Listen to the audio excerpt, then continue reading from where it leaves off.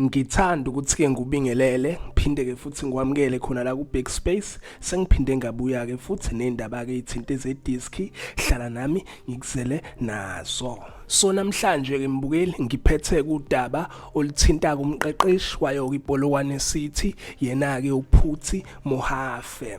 Khona-ke i-comment-ke la mbukeli eyenziwe uyena-ke ucoach wayo iPolokwane City izolo, njengoba-ke iPolokwane City ibidlala-ke lapha neKaizer Chiefs kuwona-ke umdlalo weBetway Premiership. So ucoach wayo iPolokwane City ucommente-ke lapha ngendaba-ke ethinta i-man of the match emdlalweni wayizolo. I-man of the match-ke mbukeli izolo itholo yena uLebohang Mabuwe. So ucomplainile-ke ucoach wayo iPolokwane City, uveze ukuthi-ke imdidileke indaba ukuthi-ke bamkhethe kanjani uLebohang Mabuwe ukuthi-ke kube uyena i-man of the match ekubeni kade engabonakali izolo egroundini.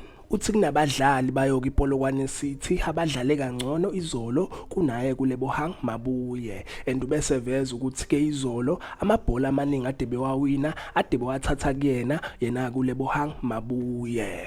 Uthi kimdidileke impela indaba yakhe uLebohang Mabuye ukuthi-ke be man of the match ekubeni kade luza amabhola nje amaningi ade bewathola kuyena. So injalo-ke mbukeli iyona-ke le comment eyenziwe ucoach wayo iPolokwane City mayelana ne-man of the match emdlalweni wayizolo. Uyahlekisa-ke ucoach wayo iPolokwane City, ufike waveza-ke la ukuthi-ke uLebohang Mabuwe ade engabonakaleki izolo, ade engatholakala indawo, kodwa futhi at the same time uveza khona ukuthi amabhola amaningi ade bewathola kuyena. Asazi ukuthi-ke kahle kahle uthini, kodwa-ke mbukelo ungakhomenta-ke ezansi lapho ungitshela ukuthi-ke wena ngabe uyavumelana nocoach uLebohang Mabuye ebeyideserve vele i-man of the match izolo noma-ke bengayideserve. Cela ukuthi ukhomente-ke lapho ezansi and ungitshele ukuthi-ke ubani-ke wena ucabanga ukuthi-ke be-man of the match if yena-ke uLebohang Mabuye ebengayideserve ukuthi-ke ekube uyena i-man of the match izolo.